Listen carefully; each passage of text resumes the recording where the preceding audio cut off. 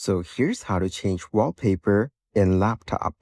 So first up, as you can see, I'm in the desktop, and this is my current wallpaper. To change it, I'll go ahead and right-click in the middle of the screen. You can right-click anywhere that you like. After that, click on Personalize on the bottom.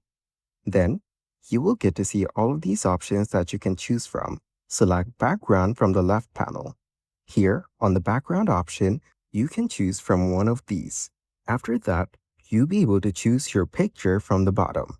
Here, select a picture that you like, and it will be updated as your background or wallpaper on your PC.